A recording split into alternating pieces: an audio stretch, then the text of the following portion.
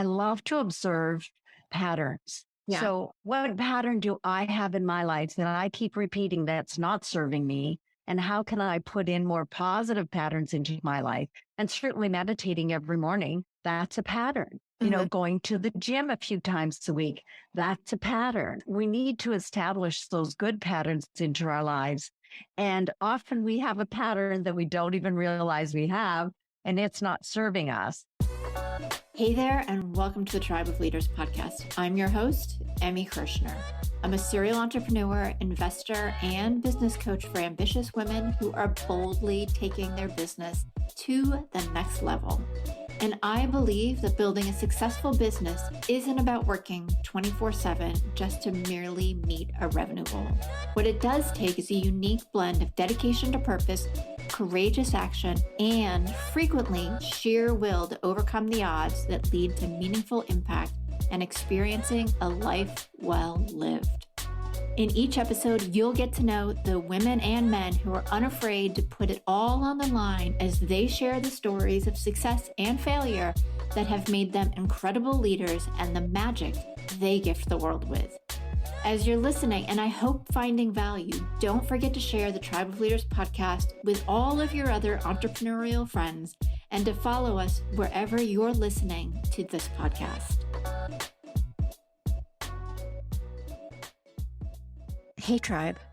Last week, it was podcast takeover week, and my dear friend, Leslie Short, took control of the mic, and we had so much fun. But one of the things that we talked about was women not really stepping fully into their dream, like kind of just gonna implement and execute on some part of it, but not fully stepping into it. And if you haven't listened to that episode, go back one and listen to it. I thought it was just all sorts of great tidbits and takeaways.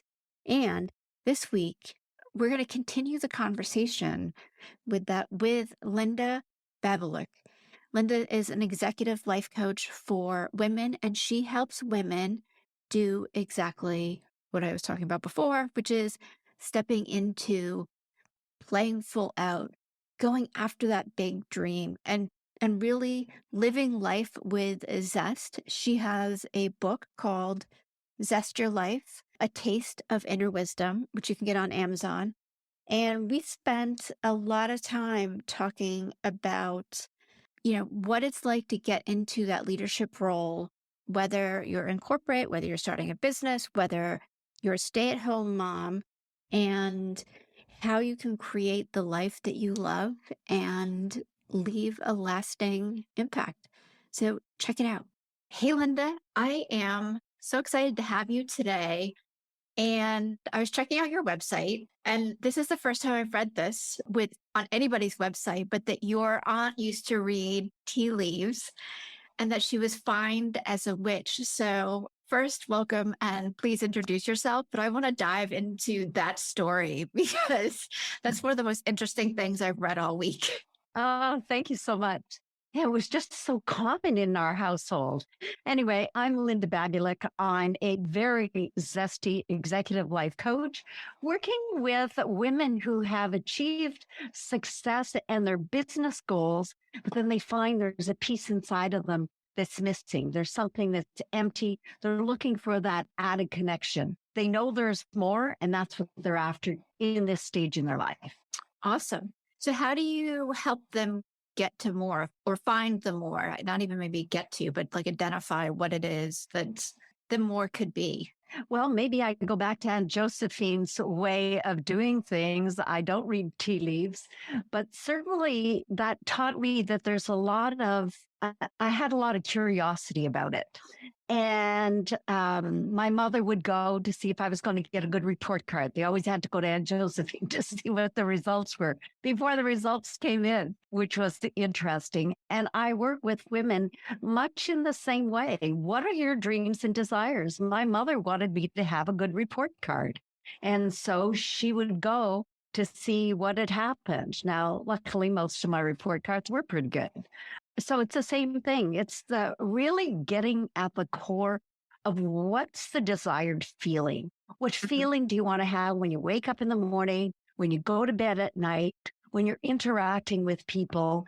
But most of all, what do you want going on inside of you when somebody steals your phone? Yes. How do you react? Do you panic?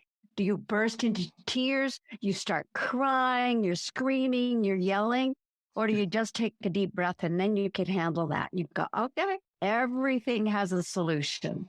There's Yeah. lots of ways to do this. We lived for a long time without a cell phone, and I can do this again. So it's that self talk and then being able to take the steps. And for me, that means get out of your head and get into your heart. Right. Really the end of the world that I've lost my phone. It probably For isn't. about 3 minutes. Yes. And then it passes, and then you're into your heart, and then you figure it out. Just, I'm safe. I'm good. I wasn't hurt. I'm all good. How am I going to handle this? So it's Yeah. really trusting our heart to take us where it needs to go. Much like, for those of us who've had children, when your child isn't well, somehow you knew in your heart. I called my son yesterday and I just had the feeling, how are you doing? I've been reading this book that you lent me and it was wonderful. And he said, yeah, I'm not listening to the recordings you sent me. I bawled my eyes out when I read that book. So I just knew he needed that connection and wanted to have that little chuckle together. Because I love that book. So it was really nice. We've been sharing books forever.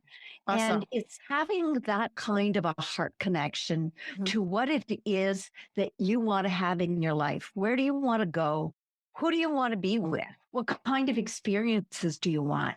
You want to really move and align that, your head, your heart, and be in total alignment with what I consider one of the most important aspects is your values. What are your values? So many people can't just name them off. And I do an exercise all the time with my clients about values, and it's in my book. And now it's at the back of the book, end of the book. If I had to do it over again, I would put it at the beginning of the book. And on my next book, it's just going to be completely integrated with the content of the next book. All about healing. And when we start to heal ourselves, often we need that to get out of our head and into our heart. We need to heal some pieces.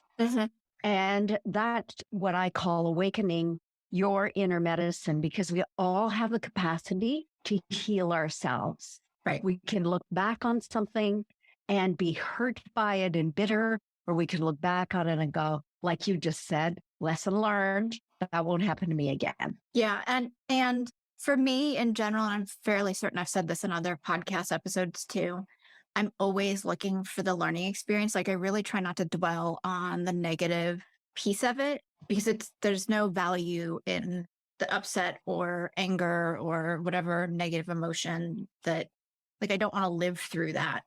So even, and I've talked about this, my phone being stolen, like I switched very quickly from upset and the panic into, all right, how do I get things, like the logical piece of what's the next step? How do I start fixing things or getting where I need to be? But even to a place too, where like, I just forgave this guy that took my phone, and I feel badly that that's what he has to do to put food on his table, and send him love. And maybe that sounds, I don't know, silly or difficult. Not to me, it doesn't. People, but it's the space I want to be in to live my life, because that's how I want to be, is who I want to be, and how I want to continue to project forward is from a place of positivity and peace and joy and play.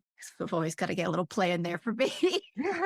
Me too. That's my word of the year. Play. Yeah. Play and fun. And I've been doing a great job at that.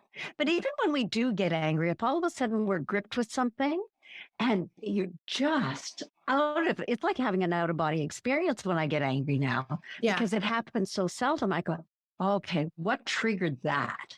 And what's the old memory? And then and I've worked with clients with this too, is so what's the last memory about that? What's the furthest away memory that you can remember having that same level Was that when my sister slept with my paper cutouts that I had just gotten for my birthday? So, what is that? And then often you Yeah. can identify it and you look at it from the emotional maturity that you have now. Right. And that makes a huge difference because you're not 5 anymore. Right. If you want cutouts, go buy yourself some more cutouts at this point in life.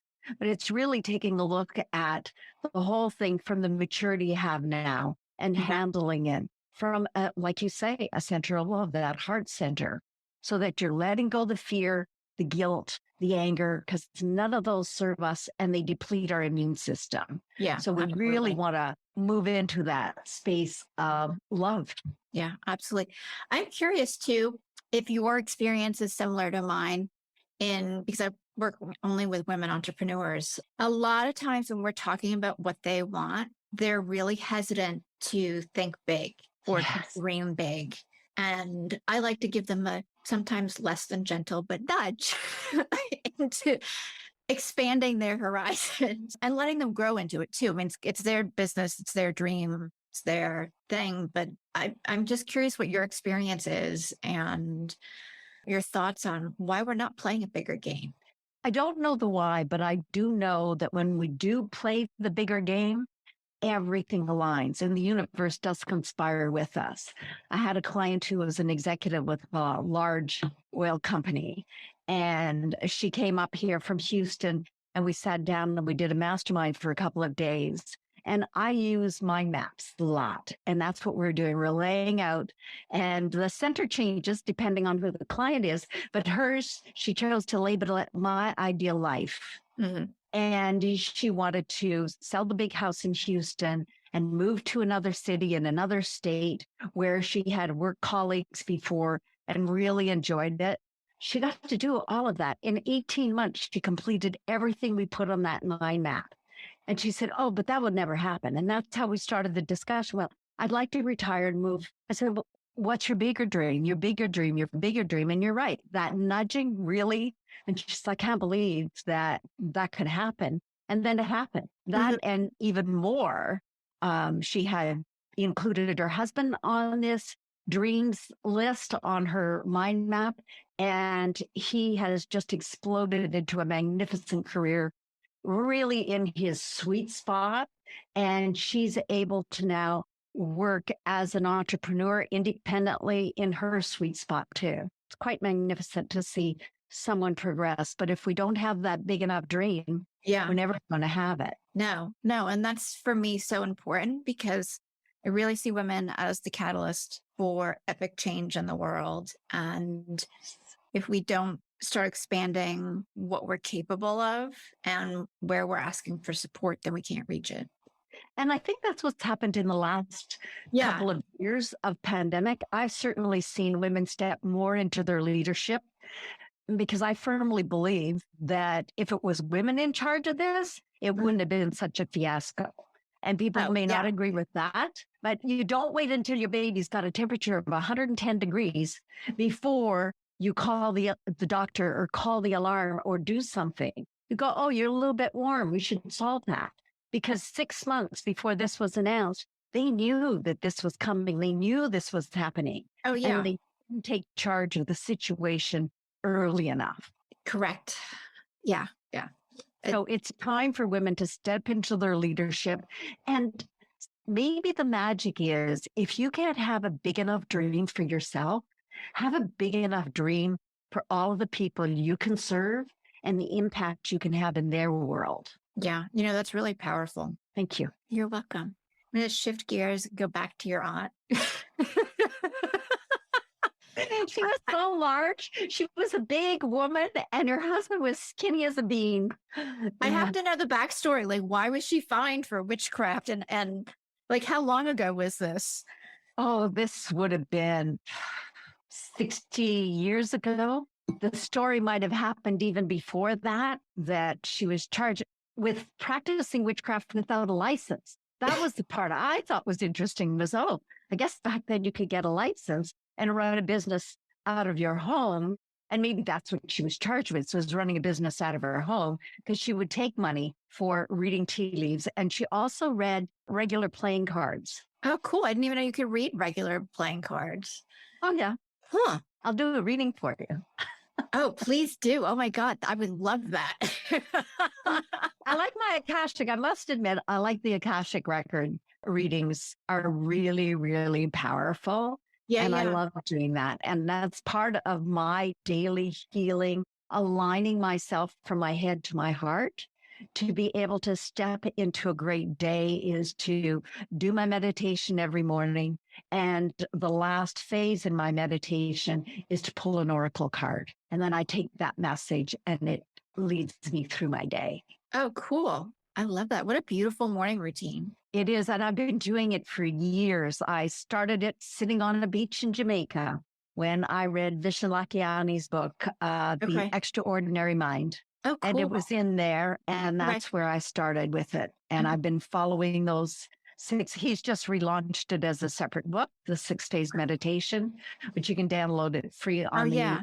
online. And I've got journals and journals full. What I love about it is it's a written meditation. Mhm. So you go through each one and you get to stop and think and journal it at the same time. I've done the 6 phase meditation with him on YouTube.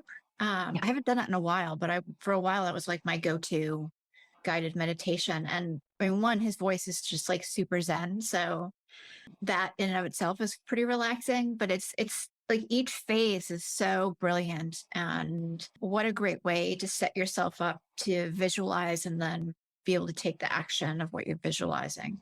And I love the way he does the gratitude Yeah. because 3 things you're grateful for in your life. So I always start with health and the wealth that I have. And then I add on other things after that. And then 3 things you're grateful for in your business. And you were on my list today. Oh, You thank know, you. because I'm Thank grateful you. that I'm here with you Yeah. today. I'm grateful that you're here too. So, And then 3 things you're grateful for about yourself. Now, that could be a little bit challenging at first, and it might get a little repetitive, but then every once in a while, I get insights as to what I'm grateful for myself, about myself. I also like, at least on the YouTube videos that I've watched with him, it's sending, no, it's asking, I think it's asking for forgiveness for people that you've wronged.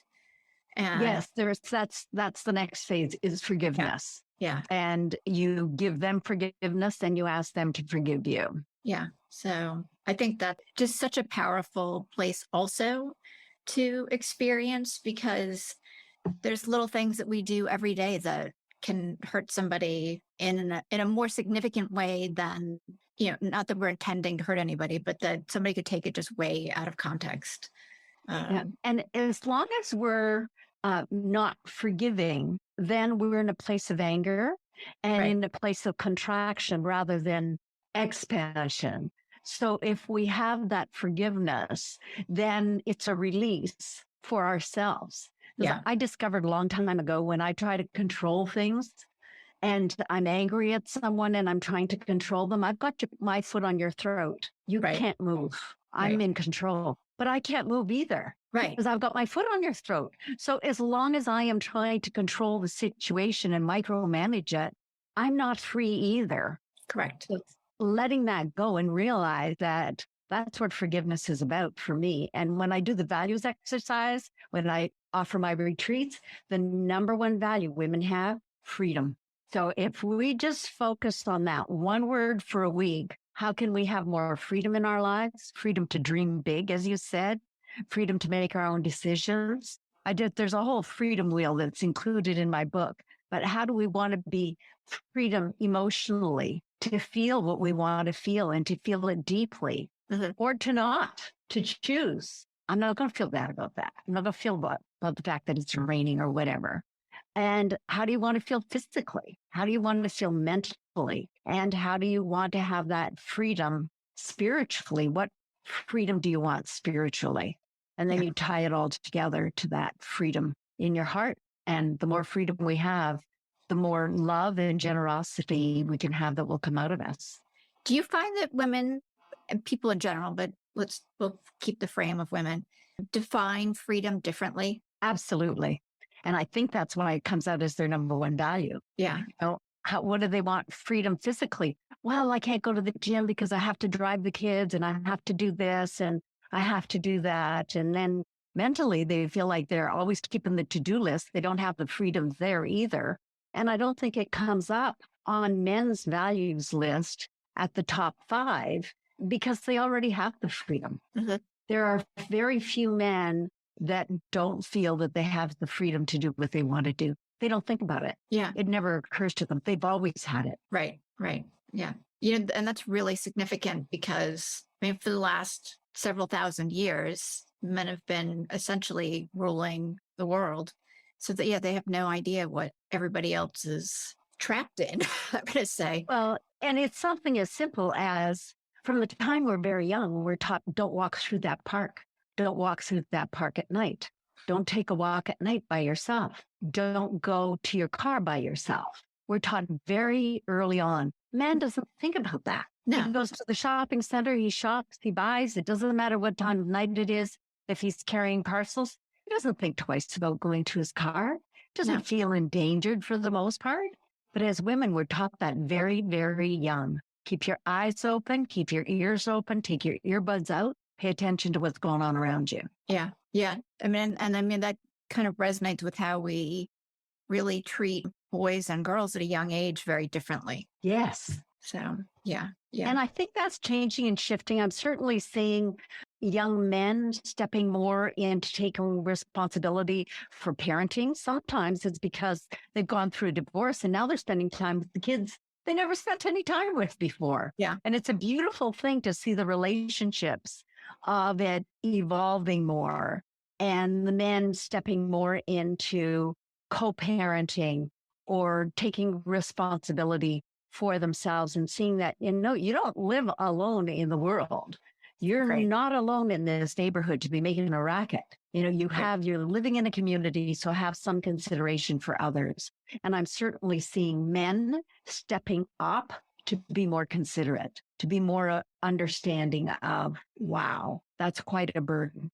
Last spring, I broke my wrist and my husband had to do all the gardening, which a lot of gardening because I like having lots of pots around my swimming pool and I don't just buy the bags of earth. I like the ones that the nurseries use and you mix it with your own water. So it's in the wheelbarrow with the shovel and he's always helped me to fill the pots. But last year he had to do it all. And it was amazing because that's a lot of work.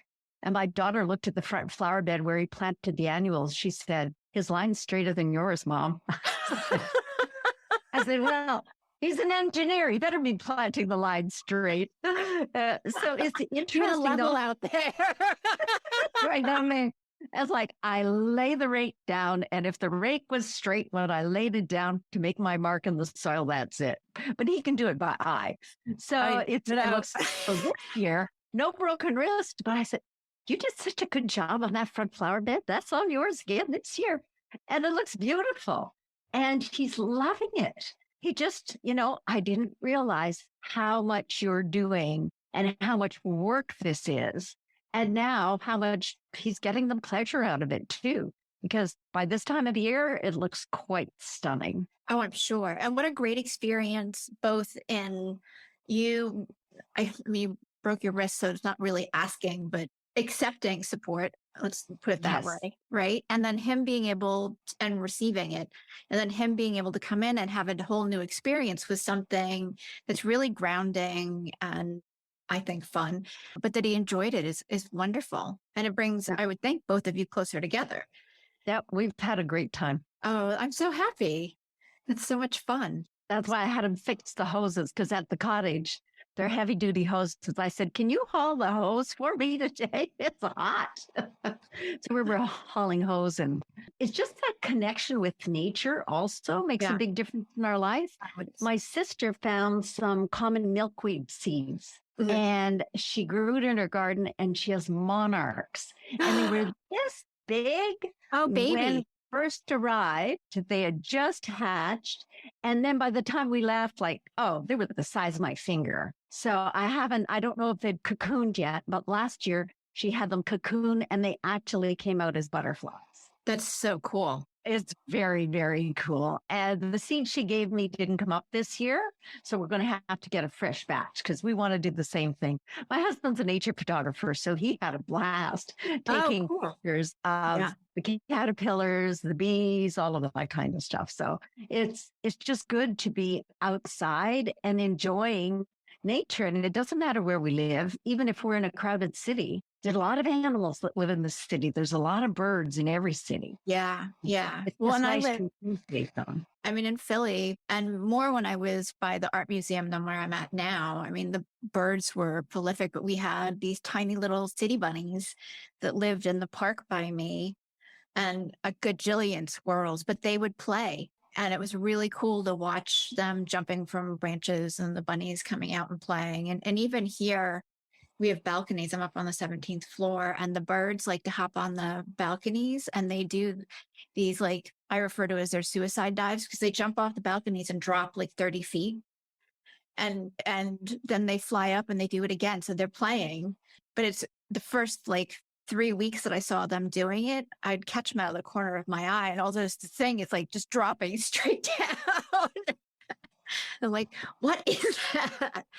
But once I realize that they're like, not only are they doing it like dropping down and then flying back up, like they're doing it in this circular motion. So they do it over and over again. And there's like 20 of them. Yeah. And that's an interesting lesson in life when you're watching the patterns that the birds have. Yeah. And when you watch how the hummingbird feeds and it comes to the feeder and then peeks at me, feeds a little and peeks at me, feeds a little. And it's just fascinating to watch how they all have their own patterns of flight. And I love to observe patterns. Yeah. So what pattern do I have in my life that I keep repeating that's not serving me? And how can I put in more positive patterns into my life? And certainly meditating every morning, that's a pattern. You know, going to the gym a few times a week, that's a pattern. We need to establish those good patterns into our lives. And often we have a pattern that we don't even realize we have, and it's not serving us until it causes a catastrophe or it causes us to reevaluate whether or not, carrying my purse on my left side is a good idea with the pocket on the outside, or should I, when I was in Spain, I don't know how many people saw that I had a backpack and they said, wear that on your front. They said, do not wear a backpack on your back in Madrid. That's not a good idea. And if you're going into that park, and it's a beautiful park, don't go in after dark, be aware of your surroundings, and there are gangs in there. So just be really careful. Now we were fine, because every time I had a little nudging feeling that I was followed too close, we would just stop and have a little close chat. I wouldn't have been in that park alone, though, I'll tell you. So it's those things, those patterns that we may have about how we carry our purse, how we walk into a room. And if you have a pattern of walking into a room a bit shy, a bit not sure, then you may want to change that pattern now that networking is opening more. You're going to want to open your heart, set your intent, walk into the space, set your big dreams, your big intent. You're going to have that room eating out of your hand like a bird eating the seed. Yeah, absolutely. I used to be, and this was like 15 years ago, but terrified of networking. And it was overwhelming for me too, to walk into a room of like 80 people. But I found like grounding myself and setting the intention of connecting with a certain number of people and doing my superwoman pose, right before I walked in, like that shifts all the energy.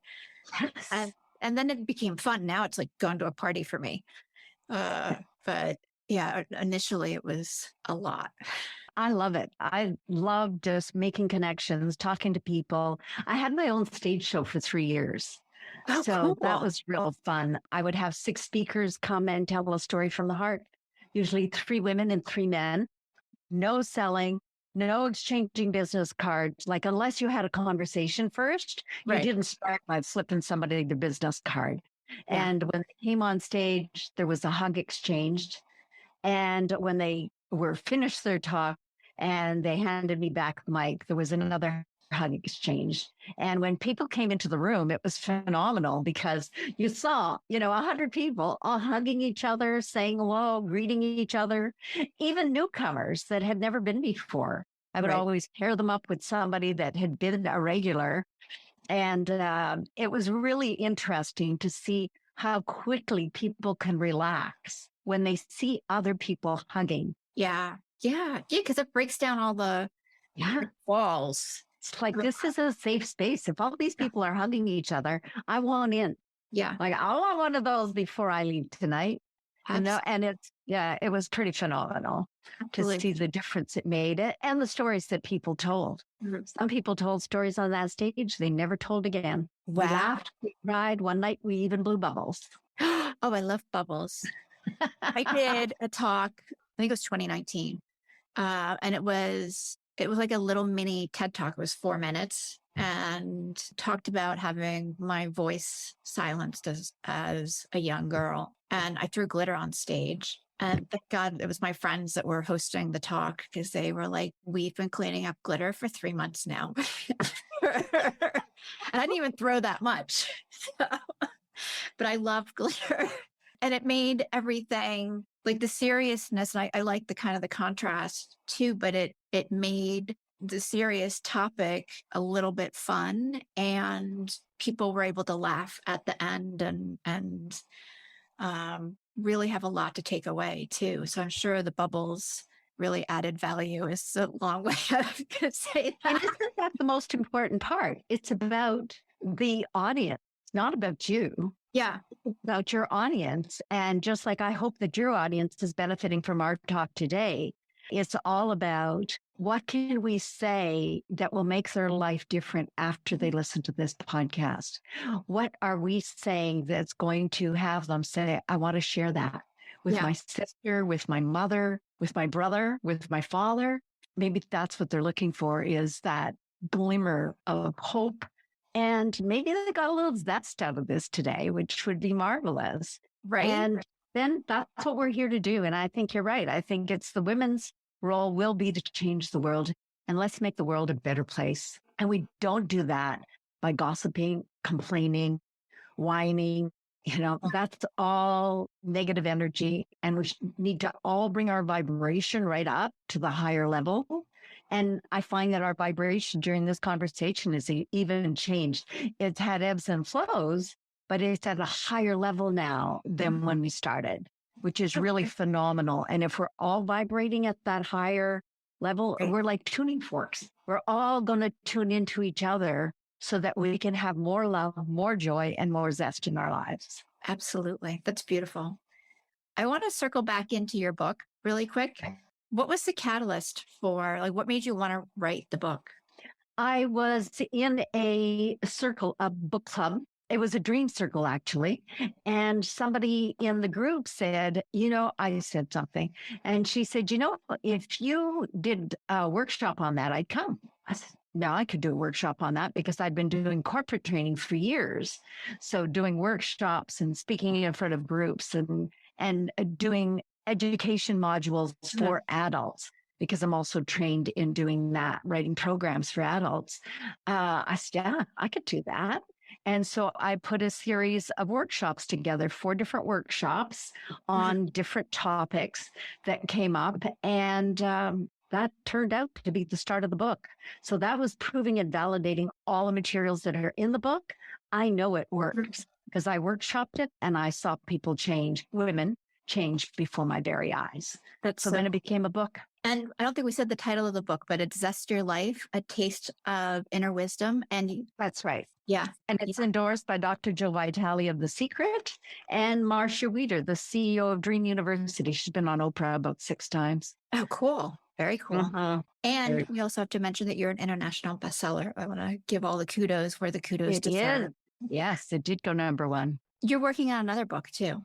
I am. I just started it. It's expanding on some of the sacred practices that are in the book. Now, we didn't mention I went on my first Shamanic Vision quest in 2003, and I've been studying with gurus and this whole metaphysical thing that we've been talking about. Mhm. And so I want to expand on that so that people can have the patterns I talked about when you get up in the morning. What can you do to align your day to your heart, to that center of love? And so that's what the book's going to be about. The working title is Awaken Your Inner Medicine. It all goes back to that healing. And it could be healing yourself. It could be making the miracles of sending healing power out to somebody else. It's I can sacred wait, practices for when's every it going to day. be done? See, that's the thing. When you workshop it, I started writing this book and workshopped it in 2011, and I Okay. launched it in 2015. But I Okay. know more now than I did then. I Yeah. know how to write the book, and I've got I think it's 26 chapter headings are already done.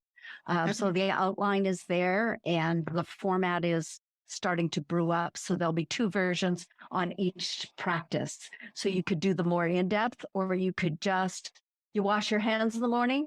You could repeat what I've given you, or you could just say, I'm washing all the crap out of my life today, and I am grateful I have water to wash my hands. It could be that simple. Which that's a really cool way to like let go of stuff. Huh? I love it. And so when you take Good your shower idea. in the morning, just wash it or take a shower at night when you need to, or take a bath, whatever you like. When that water goes down, you're grateful that you have water and you can, most places, open your mouth. I've been into a lot of places in the world where you don't open your mouth when you take a shower because the water isn't fresh. But you can be grateful for the water that you had. You use nice soap that gives you a great Paris. I love French soap. Just a little thing. I have some soap that has it's rose and it has like dried rose petal on it, and it's so creamy and delicious. It's magic. A good bar of soap is purely a treat that you can enjoy. And then when the water goes down, you just say, I'll wash away all of the toxins that have influenced me today. That's really powerful. And I mean, that's like I'm letting it kind of sit and land with me some of the practices I have, but I like that because it's so simple and you've got all the sensories kind of involved in it. Mm-hmm. So like you can feel it and stick your tongue out and taste the water if you want. Smell it. I don't recommend tasting the soap, but but you can smell it and feel it. And like that's what an amazing way to just start letting go of things that aren't working for you. Instead of making a list of everything we're going to do when we get out of the shower. Yeah. Yeah. Or like, oh, I should take a shorter shower and not enjoy it because, whatever the thing is. Yeah. So brilliant. Absolutely brilliant. The more often we infiltrate, and I don't use the word lightly, infiltrate our lives with gratitude, every opportunity we get to do that, we should do that. Yeah. So we're grateful for the water, the soap, the smell, the conversation, the rain, the bird that just was tweeting, whatever it is. Just infiltrate our lives with more and more gratitude, because whatever you have more gratitude for, you will get more of. Yeah. First of all, where can people get the book? And then I have another question. They can get it on Amazon. Okay. It's available there. And there are resellers, but check that I'm the publisher on it, and then you'll know you're getting the right version of it. And it comes with a number of bonuses. It comes with meditation. There's a website in the book. There's the meditation. There are exercises in the book, and you can print off a workbook so that you can work through the exercises. So wherever you see a square, that's an exercise. And that prints off as a separate workbook. And then I did this series of book studies. So you have book studies, 8 book study videos that will walk you through all of those exercises. Oh, wow. That's a lot. A lot. Everybody should take advantage of that because then again, you've got all the different kind of learning styles wrapped into one thing. So there's so much you can take away by doing all of those things at different times or in different steps. And then my final question, possibly, is when you went on the shamanic journey, what was that like? But were you seeking something in particular? What made you want to do that at that point in your life? I was 54 years old. So I was on a chaotic journey, which is one of the teachings that I offer is the sacred moon cycles. and you're on the abbreviated version is you go on a big chaotic journey at 27 and 54, every 27 years or every 3 years. So I was on a major chaotic journey. I was going from being the physical adult part where you get your house, your kids, your car, your everything. Now what do I do? Right. Now what do I do? I had no idea what I was going to do. And I had a friend of mine. I mean, I was working and everything, but I was very much my target market. There was something missing inside of me. There were still rooms inside my heart that were painted black and full of anger. There were other rooms that were filled with bitterness. There were other rooms that were filled with joy and laughter. So I didn't know what I needed to do. And a friend of mine had introduced me to this, and I got on their mailing list. I was getting their mailings. But when you read a brochure, you go, oh, yeah, that looks good. And then you go do it and you come back, you go, oh, now I know what that brochure really means. And that's what it was. So I drove down the driveway and it was like, I got to find a plan. I've got to figure this out. And I was studied that particular line of shamanism seriously for 6 years. Oh, wow. And with really fabulous teachers. And we cleaned out the rooms. We painted them white, or pink or yellow, whatever color we wanted. And it was just really released me from a lot of the past. And that's why I think it's important that we heal ourselves, because we can heal 7 generations back. Right. We can actually heal our mother, our grandmother, our great grandmother. And look at what they've gone through. I mean, my grandmother was 100 years old when she died. You know, she was born in, I think, 1867, something like that, a long time. And my mother was born in 1919. So imagine what they went through. You know, grandmother had 21 children that lived. Wow. So, I know. God bless her. Yeah. And so it's really important for us to heal those generations back, but we want to heal the generations forward too. I don't want my children and their children to inherit that anger, bitterness, whatever it was that was still there. So I think it's our responsibility to heal ourselves. Mm-hmm. So some of the parts it was fun to have that community. It was also hard. There were a lot of tears when you spend 3 days and nights in a shelter that you built yourself with no food and no water. You have a lot of the time for thinking and you clear out it. Yeah, they don't call it a vision quest for nothing. You do definitely have the visions. I don't know how to do without coffee. You'd be surprised. You'd be surprised because my daughter said to me, she says, Mom, you get a headache if you don't sleep. You get a headache if you don't eat. But when you're so filled with that awakening of your inner medicine, mm-hmm. I was fine. Like I took little sips. I had little sips of water because there's not much place to go to the washroom when you're in there. So you don't. But then there's also tricks. You can take a small piece of rose quartz, some rose quartz, and a smaller piece than this is bigger, better, but you just put it under your tongue and it causes your mouth to salivate. So then you're not thirsty. Huh. Interesting. Yeah. Maybe use that for my mom. She has a lot of dry mouth. So yeah, unless you don't want her to swallow it though. Oh, no, I don't want that, but no. Yeah. So it's just those things that you learn. And then you set your intent and you're going into that different dimension. So you're not hungry. You're not thirsty. Yeah. I mean, like that, having catered, I mean, obviously very different experience, but I would be busy for like 16 to 18 hours and not eat or drink anything or drink very little. And like, I was fine. I don't know if I would have measured as dehydrated or whatever, but I was just doing the thing and I loved it. So the chaos and the crazy of dealing with people and figuring out, the things that went wrong, because something always went wrong, didn't matter how well we planned. I loved all of it. And it was so much fun. So, and I always packed a can of ginger ale. Yeah. At the bottom of my pack. And then when I walked out, when we were all done and we were told we were finished our ceremony, that we could start to break down and pack up and leave, I crack that open because there's 8 tablespoons of sugar in a can of ginger ale. So that was exactly what I needed. I guess now people would probably drink Gatorade, but Yeah. allowed it at the time. Oh, amazing. Amazing. Would you recommend that anybody take a shamanic journey, or do you feel like you have to be in a certain place for that, or?